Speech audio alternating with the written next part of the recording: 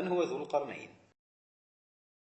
ذو القرنين اسم شخص ورد في القرآن كملك عادل بنى سدا يدفع به أذى يأجوج ومأجوج عن أحد الأقوام.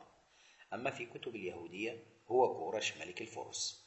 هو مؤمن بالله وباليوم الآخر على حسب ما جاء في كتب العهد القديم، ويعرف عند البعض كشخصية أسطورية لا وجود لها. لا تعرف هوية ذو القرنين على وجه الدقة، وقد اختلف في تحديدها بين عدد من الشخصيات، مثل الإسكندر الأكبر المقدوني اليوناني باني الإسكندرية الذي يؤرخ بأيامه الروم، والذي انتزع ممالك الفرس وأذل ملوكهم. لكن الإسكندر الأكبر كان قبل المسيح عيسى ابن مريم بنحو 300 سنة، وتتلمذ على يد الفيلسوف الشهير أرسطو.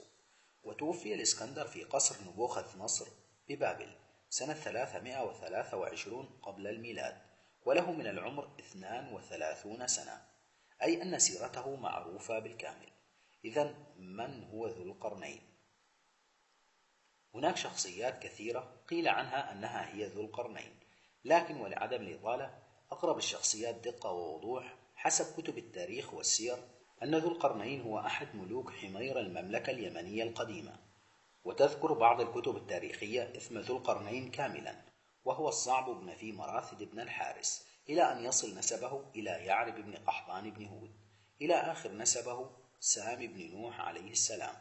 وهناك العديد من الدلائل التي ترجح فعلا أن ذو القرنين كان أحد ملوك المملكة اليمنية القديمة، مثل الاسم نفسه ذو القرنين، فلم يكن أحد يستخدم إضافة كلمة ذو في تسمية الأشخاص والمناطق غير العرب، وبالتحديد أهل اليمن، مثل اسم الملك سيف بن ذي يزن والملك ذو رعين الحميري وغيرهم كثيرين.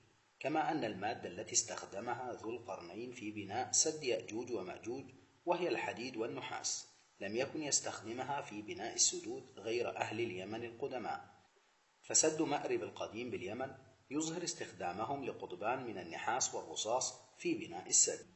وقد جاء في بعض أشعار الحميريين تفاخرهم بجدهم ذو القرنين.